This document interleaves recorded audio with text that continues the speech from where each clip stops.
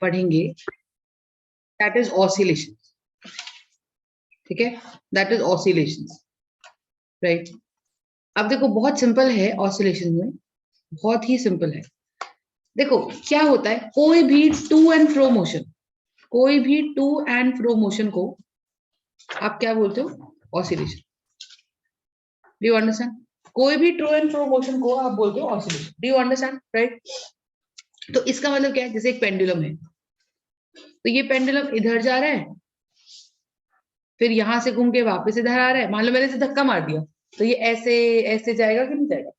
फिर यहां से घूम के मैंने इसको यहां ले आया, फिर ये वापस आ गया। इसे बोला जाता है एक complete cycle. Do you understand my point? तो अगर मेरे पास ये पेंडुलम है, ऑलराइट, और ये पेंडुलम यहां जा रहा है, तो ये क्या है, इसकी one extreme position. Do you understand? ये भी क्या है, इसकी एक एक्सट्रीम पोजिशन, बिल्कुल एक्सट्रीम, कि इस इतने दूर जा रहा है। और ये क्या है, इसकी mean position.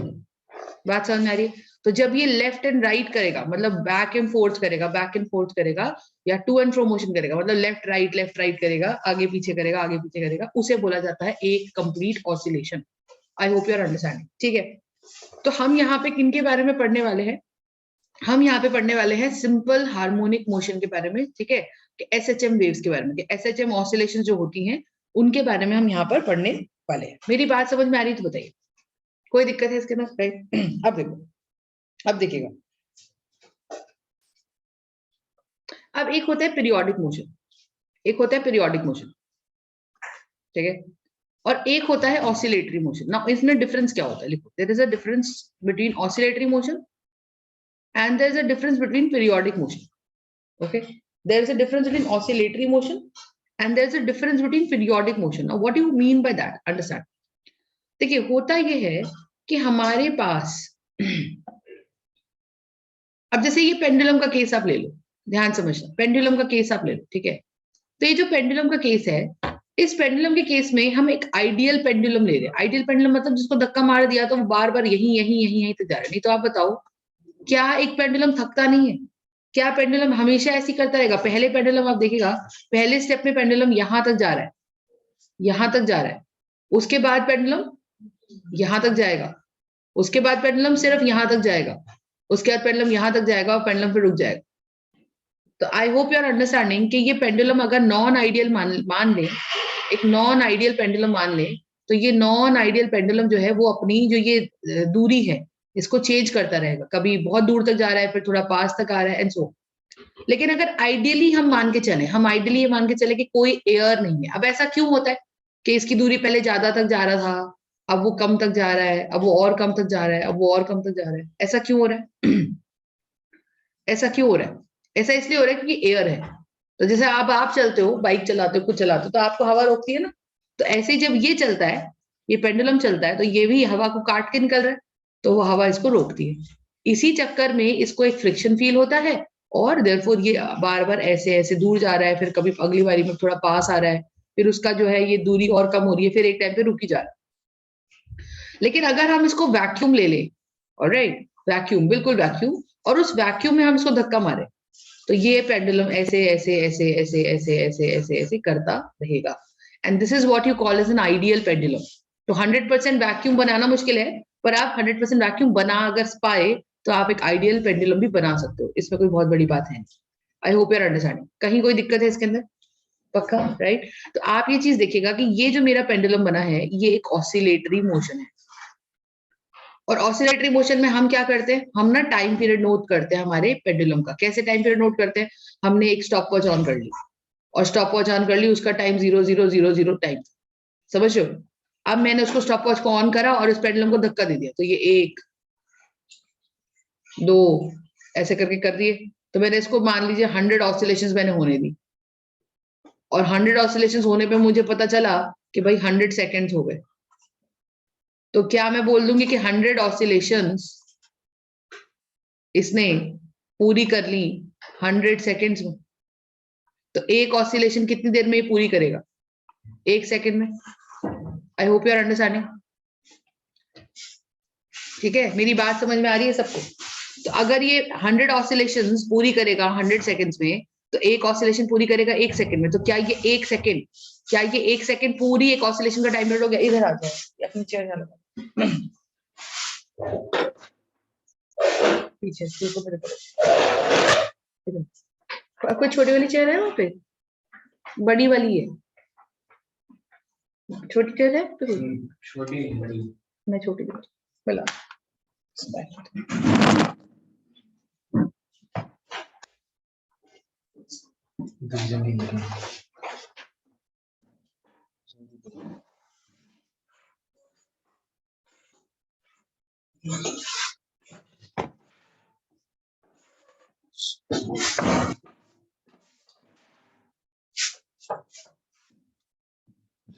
Akul, why couldn't you came for the class? चलो मोक्षा की तो तबीयत खराब है। अकुल, what happened with you?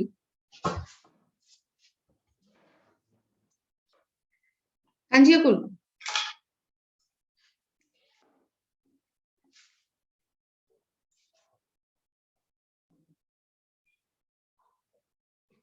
कहीं जाना है आज तो आ तो सकते हो, जाओगे तो 11 बजे ही। चलो देखो, तो ये हमारा ऑसिलेशन, तो ऑसिलेशन में हमने क्या निकाला? हमने कहा कि भाई मान लीजिए ये पेंडुलम है और ये पेंडुलम को हमने 100 ऑसिलेशन ऐसे लेफ्ट राइट होने दिया और मैंने उसका टाइम देखा तो 100 सेकेंड्स भी दिया। इसका मतलब कि 100 ऑसिलेशन उसने, इसमें ना ये ब्राइटनेस वाला बटन कहाँ गया? ये वाला, ये देख रहा है सूरज दबा, और ठीक है, तो हमें क्या दिख रहा है? हमें ये दिख रहा है कि ये 100 ऑसिलेशंस कर रहा है 100 सेकेंड्स में, तो एक ऑसिलेशन ही करेगा 1 सेकंड में। I hope you are understanding. बोलो, बात समझ में आ रही मेरी? बोलिएगा। तो अगर ये 100 ऑसिलेशंस कर रहा है 100 सेकंड्स में, तो एक ऑसिलेशन 1 सेकंड में कर रहा है। इसका मतलब देखिएगा कि भाई पूरी एक oscillation, I hope you are understanding, यहां से यहां तक जाना, फिर यहां से यहां तक आना, फिर यहां से यहां तक जाना, फिर यहां से यहां तक आना, दिस इज वन ऑसिलेशन। तो ये हमने निकाल दिया एक ऑसिलेशन का time period, and that time period for example came out to be 1 second। ठीक है, समझ रहे हो? तो ऑसिलेशन का मतलब होता है टू एंड फ्रो। तो आप बोलोगे कि मैम फिर ऑसिलेशन में और पीरियोडिक फंक्शन में क्या डिफरेंस है? क्योंकि पीरियोडिक फंक्शंस भी वो होते हैं जो एक रेगुलर इंटरवल ऑफ टाइम पे होते हैं। यस और नो? पीरियोडिक मोशन भी क्या है? जो एक रेगुलर इंटरवल ऑफ टाइम पे हो रहा है, मतलब एक फिक्स्ड इंटरवल के बाद वो अपने आप को रिपीट करता है, उसे बोलते हैं पीरियोडिक फंक्शन, या उसे बोलते हैं पीरियोडिक मोशन। तो फिर ऑसिलेशन में और पीरियोडिक मोशन में क्या डिफरेंस है? अंडरस्टैंड? पीरियोडिक मोशन में क्या डिफरेंस है? आप देखो, एक होता है periodic motion. What is periodic motion? कि भाई आपके यूनिट टेस्ट हर 2 महीने पे होते हैं फॉर एग्जाम्पल, तो वो पीरियोडिक टेस्ट हो गए। क्यों periodic test? Because they are repeating themselves, they are repeating themselves after a fixed interval of time, after a fixed interval of time। I hope you are understanding। लेकिन oscillation भी तो यही है, oscillation भी क्या कर रही है? वो भी अपने आप को फिक्स्ड इंटरवल ऑफ टाइम पे तो रिपीट कर रही है, हर 1 सेकंड पे रिपीट हो रही। तो डिफरेंस ये है कि पीरियोडिक मोशन में मोशन कैसा भी हो, motion can be of any type, लेकिन ऑसिलेशन में motion has to be of to and fro type. Motion has to be of to and fro type. तो मोशन जो है वो आपका टू एंड फ्रो टाइप का हो सकता है। I hope you are understanding. Do you understand my point? बताइएगा। तो अगर आप देखिएगा, जो अर्थ है वो अपनी एक्सिस पे रोटेट करती है, हर 24 घंटे में सेम पोजीशन पे आ जाती है, पर क्या वो टू एंड फ्रो मोशन है? क्या अर्थ का motion about its axis to and fro motion है कि सर्कुलर मोशन है? It is not a to and fro motion. तो इसका मतलब ये पीरियोडिक मोशन है। जैसे अगर हमारे सन के चारों तरफ अर्थ घूम रही है, तो वो घूम के पूरे 365 दिन में वहीं आ रही है जहां पहले थी, फिर अपनी जर्नी चालू कर रही है। तो इसका मतलब ये भी कैसी है? ये भी पीरियोडिक मोशन हुआ कि नहीं हुआ? I hope you are understanding. बात क्लियर हो रही है मेरी? मैं क्या बोल रही हूँ? ठीक है, so this is the logic. तो पीरियोडिक टेस्ट या पीरियोडिक मोशन के अंदर there can be any type of movement, लेकिन वो मोशन भी अपने आप को रिपीट करता है after fixed intervals of time. मेरी बात समझ आ रही? तो ये जो मोशन है वो ऑसिलेटरी नहीं है, ये जो मोशन है वो ऑसिलेटरी नहीं है, वो पीरियोडिक। इतनी बात समझ में आ गई सबको? तो बताइए। बोलो। यस कोई दिक्कत इसके अंदर? ठीक है, यस अब देखो, Yes, अब ma'am. मेरी बात को बहुत ध्यान से समझिएगा मैं क्या बोल रही हूँ। नाउ जस्ट अंडरस्टैंड, इसी तरीके से understand one more thing.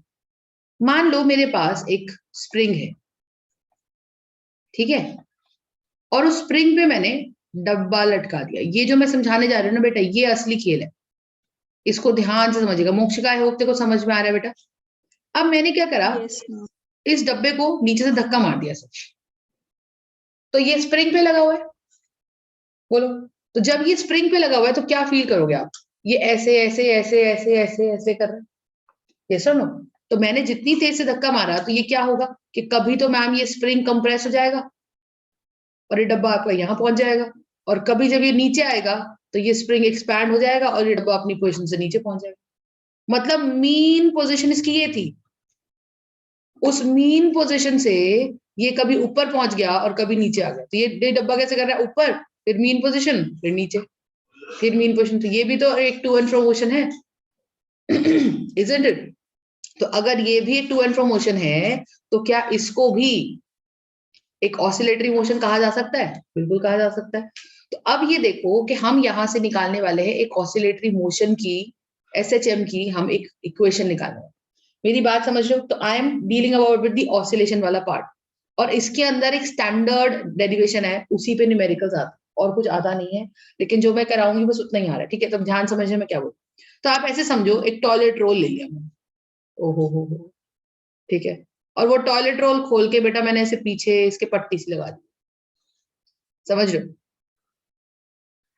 Do you understand my point? समझ रहे हो? तो मैं क्या कर रही हूँ, मैं क्या कर रही हूँ, मैं यहाँ पर थोड़ा, ये मान लो यहाँ कहीं, ठीक है, और मैंने ये टॉयलेट रोल ले लिया, और ये टॉयलेट रोल मैंने इतना खोल दिया, समझ रहे हो? और मैंने ये डब्बे पे लगा दिया है एक पेन, ये पेन लगा, गेट माय पॉइंट? तो जब ये टॉयलेट रोल ले लो या कोई भी पेपर का रोल ले लो, मेरा कहने का मकसद ये है, बड़ा शीट, तो ये जो टॉयलेट रोल है, ये पेपर है, दिस इज रिप्रेजेंटिंग टाइम बेटा, okay, this is representing time. तो अब मैंने इसको इतना खोल दिया और अब मैंने यहां से इसको पकड़ रखा है और मैं इसको खींच रही हूँ। तो क्या सिनेरियो बेटा, ये है टॉयलेट रोल, ये स्प्रिंग लटक रहा है, स्प्रिंग के डब्बे पे पेन लगा हुआ है, और जब मैंने स्प्रिंग को धक्का मारा तो वो पेन ऐसे घिसटता हुआ चल रहा है और वो वेव बना रहा है, समझ रहे हो? समझ रहे हो मैं क्या बोल रही हूँ? और मैं साथ के साथ इस टॉयलेट पेपर को आगे खींच दिया। सेटअप समझ में आया? मैं इस टॉयलेट पेपर को आगे खींचते हैं, तब क्या होगा, देखो, तो अगर मैंने इसको धक्का मारा, Himanshu I hope you are understanding little, इसको मैंने धक्का मारा तो क्या होगा, जब धक्का मारूंगी तो ये ऊपर जाएगा डब्बा, और जब डब्बा ऊपर जाएगा तो ये पेन घिसटता हो जाएगा, लेकिन मैंने क्या करा, मैंने तो इस पेपर को भी आगे खींच दिया। तो ये डायग्राम जाएगा कुछ इस तरीके से, समझ में आई? समझ रहे हो पक्का? या उस तरह ऑपोजिट डायरेक्शन ऐसे। फिर अगली बार क्या होगा, अगली बार क्या होगा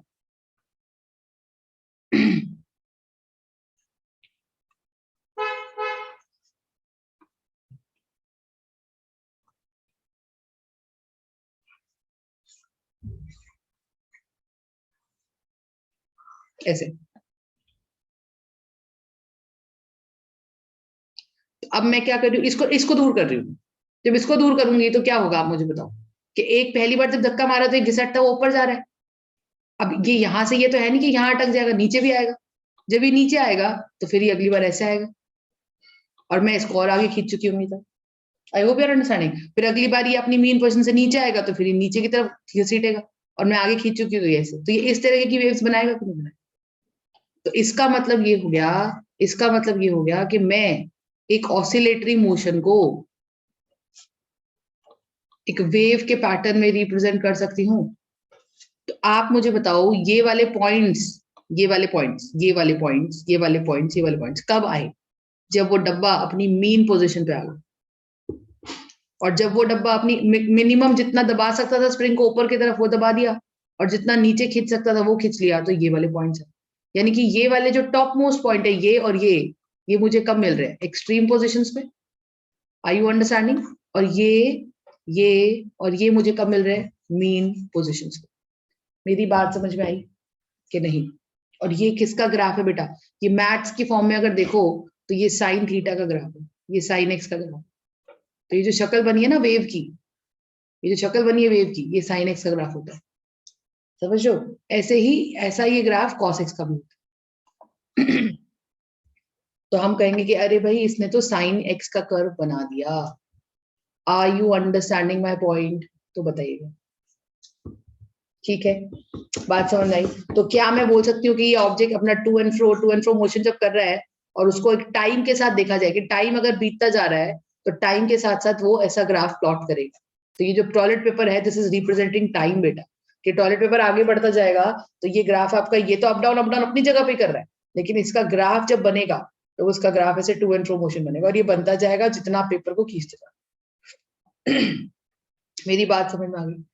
ठीक है, तो जब हम ऑसिलेशन की बात करते हैं, Mokshika Nakul, I hope you are understanding guys, बताइएगा। राइट? अब देखिएगा, तो अगर फॉर एग्जांपल मैंने इन जनरल बात करी कि भाई मान लीजिए मेरे पास ये एक लाइन है और मैंने कहा कि ये मेरे पास ये टाइम एक्सिस है। समझ लो, ये क्या है? ये है डिस्टेंस एक्सिस और ये क्या है? ये है टाइम एक्सिस। ठीक है, तो ये ओरिजिन है, यहाँ पे पेन फिट था, तो एक बार ये कैसे गया? बताइए, ये कैसे गया? ये अपनी मीन पोजीशन पे गया, यहां से चालू हुआ मीन पोजीशन, फिर नीचे, फिर एक्सट्रीम पोजीशन, फिर मीन पोजीशन, फिर मीन पोजीशन से एक्सट्रीम पोजीशन, फिर मीन पोजीशन, फिर एक्सट्रीम पोजीशन, फिर मीन पोजीशन। ये एक साइकिल हुई ना? तो इसको अगर मार्क करा जाए तो ये क्या है? From the mean position till the extreme point, इसे बोला जाता है एम्पलीट्यूड। लिखते जाओ, इसे बोला जाता है एम्पलीट्यूड। तो फ्रॉम द मीन पोजीशन से वो ऑब्जेक्ट, वो जो भी डब्बा है, वो कितनी दूर जा पा रहा है। ठीक है, तो एम्पलीट्यूड का मतलब क्या होता है? What is amplitude? Amplitude is the distance between, हाँ जी क्या हो गया? मैं वो दोबारा रिपीट करना। एम्पलीट्यूड इज द डिस्टेंस, मैं लिख रही हूँ ना, यहाँ लिखो, distance between the mean position, distance between the mean position and the extreme position is called amplitude. I hope you are understanding.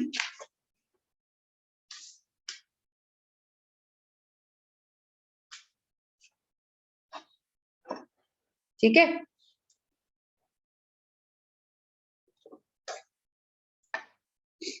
बात समझ में आ रही है? इसे बोलते हैं एम्पलीट्यूड। और ये मैं ब्लू वाले जो पॉइंट्स मार्क कर रही हूँ, ये क्या रिप्रेजेंट कर रहे हैं? कि डब्बा अपना वापस से मीन पोजीशन पर आ गया। ठीक है, तो फर्स्ट ऑफ ऑल हम यहाँ पे क्या सीख रहे हैं कि एक oscillatory motion can be represented in the form of a wave. बात समझ में आ रही है? एक oscillatory motion can be represented in the form of a wave. I hope you're okay. You're alright with this concept till now. Akul and Mokshika, I hope is it okay? बोलो। Yes, ma'am. Actually मेरा दूसरा laptop थोड़ा ठीक नहीं चल रहा है, तो मैं उसमें बोल रहा हूँ। इतनी बात समझ लें, ये oscillatory motion. Do you understand? अब एक इसमें आपको पता होना चाहिए frequency. Now what is frequency? लिखो, फ्रीक्वेंसी को आप डिनोट करते हो बेटा वैसे तो म्यू से। ऐसे देखो, क्या करना है आपको ये करके ऐसे करो, ऐसे उल्टा सी बनाओ थोड़ा सा, फिर ऐसे करके ऐसे लंबा करो, दिस इज म्यू। यहाँ थोड़ी चोच होती है इसके अंदर ऐसे, तो ये ऐसे बनता है चोच से, ऐसे समझ लो। जैसे टू लिखते हो ना, टू लिखो और ऐसे कर दो, ये म्यू है, समझ लो। दिस इज टू लिखा, ऐसे ऐसे कर दिया, गिलहरी सी बना, समझ लो। तो हमारे पास ये फ्रीक्वेंसी होती है। फ्रीक्वेंसी का मतलब क्या होता है? अगर मैं एक ऑब्जेक्ट के रिस्पेक्ट में दिखाऊं, करूं टर्न पीछे वाले पेज पे, अगर मैं ऑब्जेक्ट के रिस्पेक्ट में दिखाऊं तो मान लीजिए मैंने इसको धक्का मार दिया, तो ये up down up down up down up down करेगा कि नहीं करेगा? बताओ। तो ये जो up down up down up down up down कर रहा है, यू गेट माय पॉइंट? ये जो ये ऐसे up down up down up down up down कर रहा है, ये एक सेकंड में ऐसे कितनी बार कर लेगा? कि अपनी मीन पोजीशन से एक्सट्रीम, एक्सट्रीम से मीन, मीन से एक्सट्रीम, एक्सट्रीम से मीन, ये ऐसे कितनी बार कर लेगा? तो 1 सेकंड में अगर ये, तो हम कहते हैं जी हमने तो देखा था कि ये 100 सेकंड्स में भाई 500 बार कर पा रहा है, 500 बार to and fro motion show कर रहा है, 500 बार to and fro motion show कर रहा है। Do you understand? तो ये 1 सेकंड में कितना करेगा? 500/100, यानी कि 5 टाइम्स इन 1 सेकंड। तो इसकी फ्रीक्वेंसी हो गई 5 हर्ट्ज। तो फ्रीक्वेंसी की यूनिट क्या होती है बताइएगा? ये क्वेश्चन आ जाता है, question of frequency is hertz. तो अगर कहीं लिखा है कि भाई इस ऑसिलेटरी मोशन की फ्रीक्वेंसी इज 10 हर्ट्ज, तो आप क्या समझोगे कि 10 टाइम्स पर सेकेंड ये होता है हमारा 10 hertz. Do you understand my point? बताइएगा। तो this is going to be my 10 hertz per second, यानी कि 10 times per second. Everybody are you understanding? बताइएगा, कोई दिक्कत? पक्का? चलो आगे, राइट। तो इस तरह से तो आप लिखो, what is frequency for a wave और oscillation? What is frequency? Frequency का मतलब होता है number of times the to and fro motion is repeated number of times the to and fro motion is repeated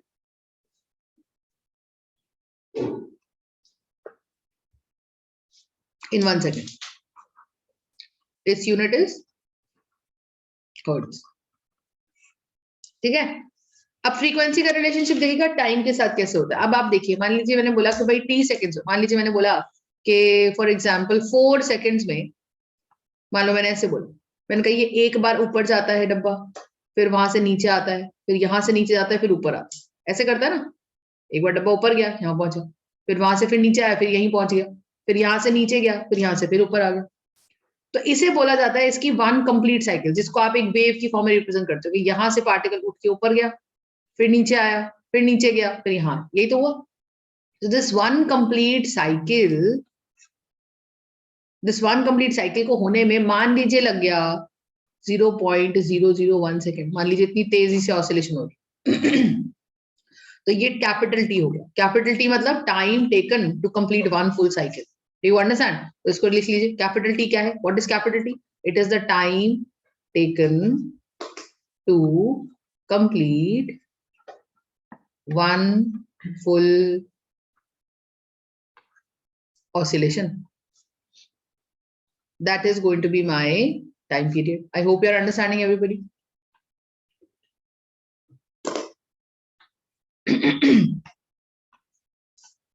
बोलो, समझ रहे हो मैं क्या बोल रही हूँ? Do you get my point? तो अब मुझे बताओ कि अगर 0.001 सेकेंड में वन वेव या वन ऑसिलेशन होती है, तो मैं तो आपसे सिर्फ ये पूछ रही हूँ कि 1 सेकेंड में कितनी ऑसिलेशन होगी? तो 1/0.001 ऑसिलेशन होगी। बताओ, यस और नो?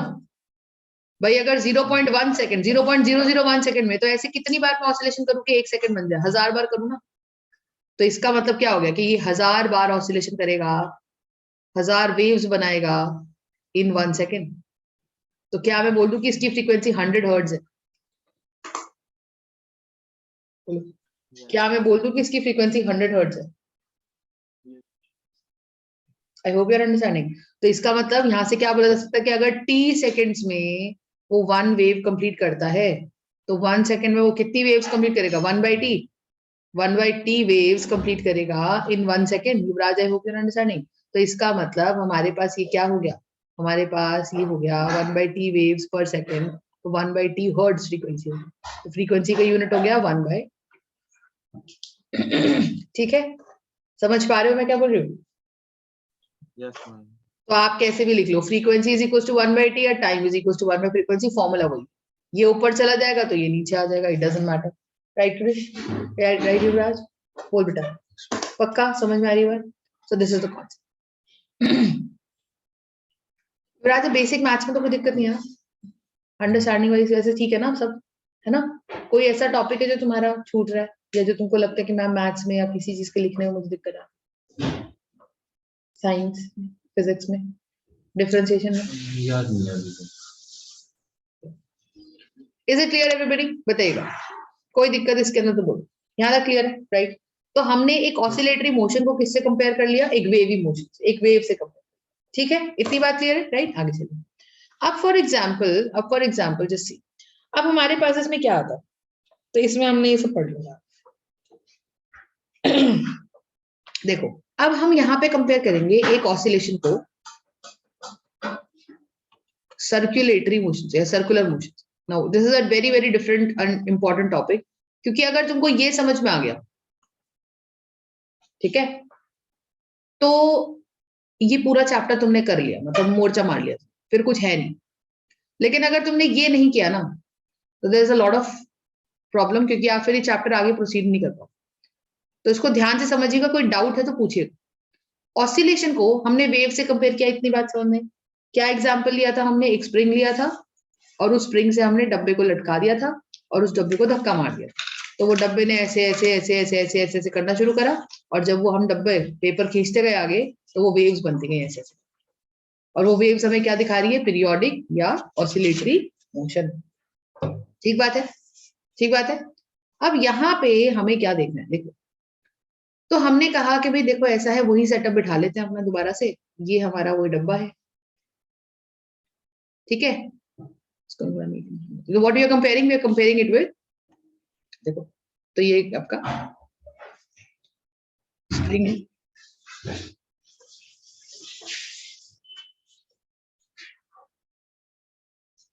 सुन लो पहले, और ये डब्बा है, ओके। बिल्कुल मैंने एक ऐसा ही एक पेंडुलम ले लिया, ये उसका ball. You understand my point? ठीक है जी। अब आप मुझे बताओ कि पेंडुलम का बॉल, ठीक है। अब मैं दोनों के अंदर ही देखो क्या करने वाली, इसके अंदर मैं यहाँ पे इसको कराऊंगी अप डाउन मोशन, है ना।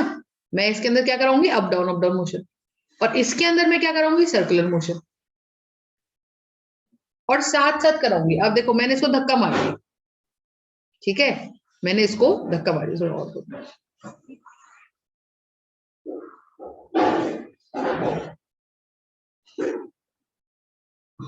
देखो, आई hope you can see the screen properly. तो अब आप ये देखो कि अगर मैंने इसको धक्का ऐसे नीचे से मार दिया, तो ये ऊपर जाएगा, फिर नीचे आएगा। लेकिन जिस दौरान, मान लीजिए स्टॉप वॉच 0 कर रखी थी मैंने, और जिस दौरान मैंने इसे धक्का यहां मारा, उसी दौरान मैंने इस पेंडुलम को धक्का इतनी तेज की यहां मारा कि ये गोले में घूमने लग गया, और पूरा गोला, मतलब राउंड द राउंड इसने पूरा गोला कवर किया, राउंड द राउंड इसने पूरा गोला कवर करा है। You understand my point? बात समझ पा रहे हो मैं क्या बोल रही हूँ? तो अगर मैं इसको थोड़ा सा शॉर्टन करूं, so that it can sustain this.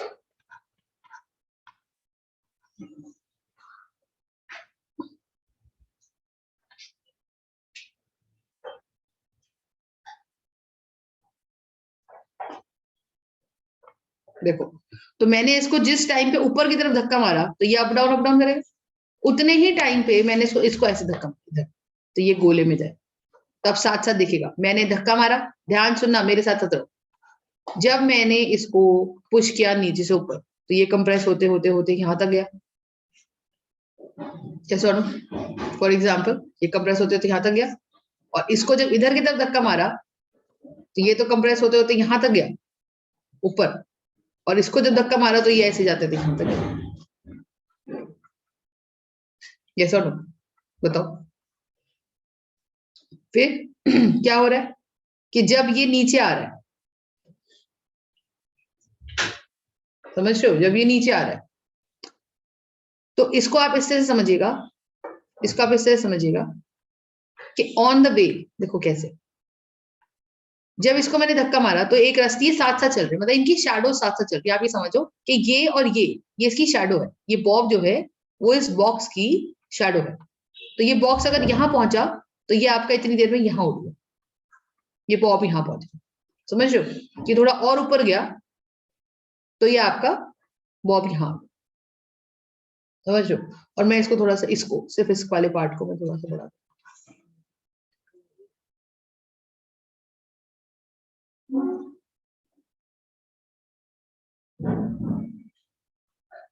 ऐसा। तुम समझ पा रहे हो मैं क्या बोल रही हूँ? अब ये बॉब आपका चढ़ते चढ़ते यहाँ पहुंच गया, तो जैसे जैसे जैसे जैसे आप इसको धक्का मार रहे हो ऊपर, तो ये पहुंचा यहाँ, तो ये पहुंच गया यहाँ। देखो बिल्कुल आमने सामने आ रहे कि नहीं आ रहे? फिर ये और ऊपर जा रहा है, अभी रुका थोड़ी है, तो ये भी और ऊपर जा रहा है, और ये आ गया अपनी एक्सट्रीम पोजीशन पे। Do you understand my point? फिर क्या हो रहा है? फिर ये नीचे आ रहा है आधे रास्ते में, तो ये इधर आ रहा है, ये सुनो। और आप देखो जब ये इधर आएगा नीचे की तरफ अपनी मेन पोजीशन पे, तो ये वापस अपनी मेन पोजीशन पे आ जाएगा। क्यों ऐसा हो रहा है? क्योंकि ये इसकी शैडो है। देखो और तुम समझो, तुमको लॉजिक समझ में आ रहा है मैं क्या बोल रही हूँ? कि ये हम इस बॉक्स की शैडो देख रहे हैं, कि जब ये बॉक्स यहाँ लटका हुआ था तो इसकी शैडो ये बॉब पे बनी। फिर क्या हुआ कि जैसे ही धक्का मारा और ये ऊपर गया तो उसकी शैडो अब यहाँ बन गई। फिर ये और ऊपर गया तो ये और ऊपर उठ गया, क्योंकि हमने इतनी तेज धक्का मारा था। This is going loop the loop, this is going loop the loop. I hope you are understanding.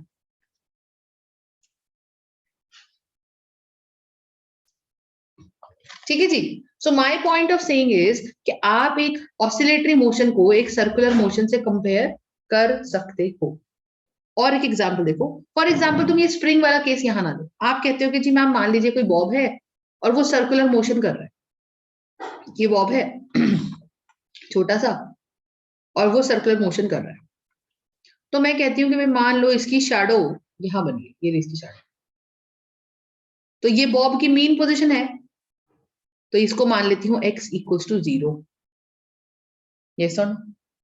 मैंने बॉब को जब धक्का मारा इधर की तरफ, तो ये बॉब ऐसे उठता हुआ जाएगा गोले में, तो ये बॉब यहां जब पहुंचेगा तो इसकी शैडो यहां पहुंचेगी। बोलो सही बात है।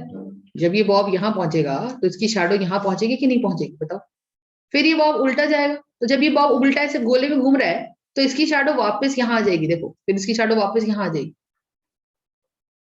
क्यों? क्योंकि जब ये यहां था तो इसकी शैडो यहां कहीं थी, जब ये यहां था इसकी शैडो यहां कहीं थी जमीन पर, तो जब ये वापस सिर पे पहुंच गया इसके यहां पर, तो इसकी शैडो वापस कहीं यहां पर थी और वो मीन पोजीशन ही थी। फिर जब ये बॉब घूमकर यहां आएगा इधर,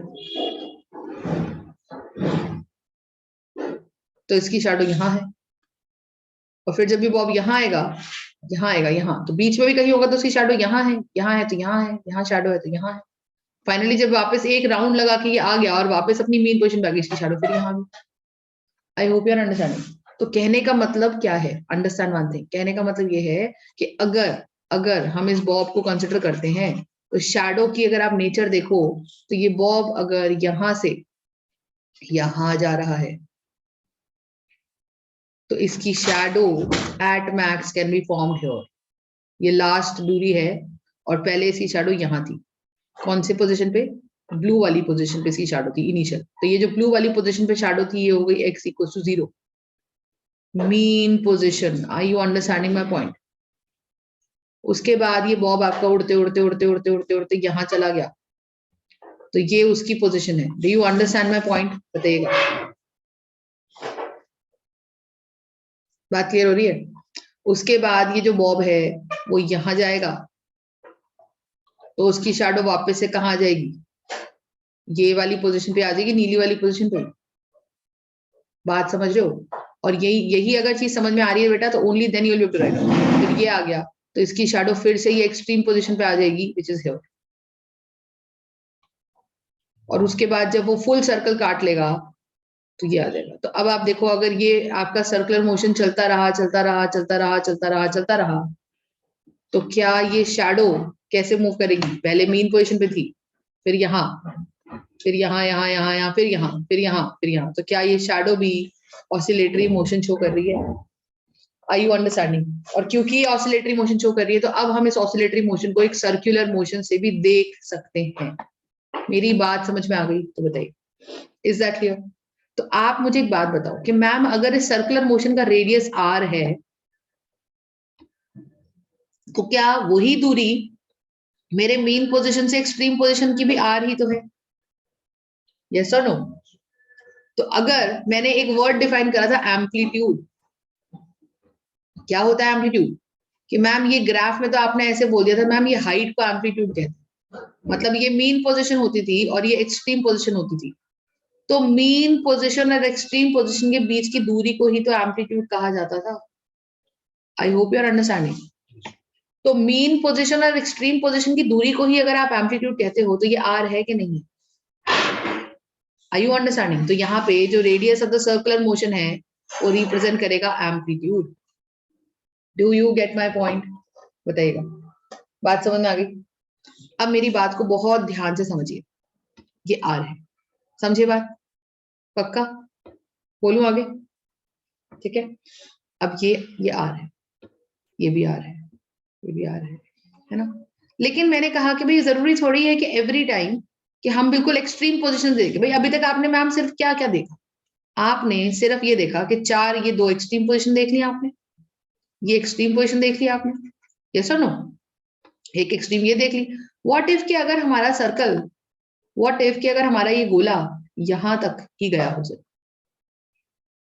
या व्हाट इफ हमारा गोला यहां तक ही गया हो सके, तब आप क्या करोगे? तो फिर हम कहेंगे कि जी शैडो अब हरी वाली बनेगी, यहां बनेगी शैडो।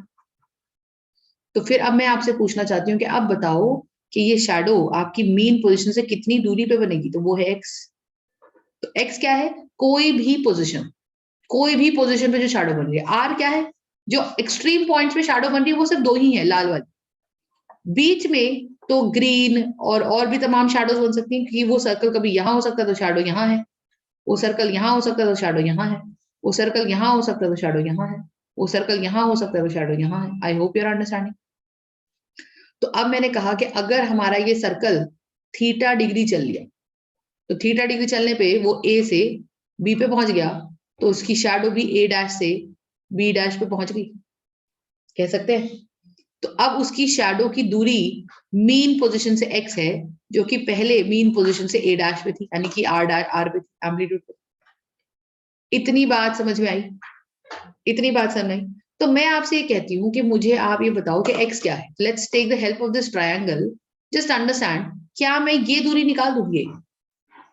अगर मैंने ये दूरी निकाल दी, क्योंकि जितनी ये दूरी है उतनी ही तो ये दूरी भी है,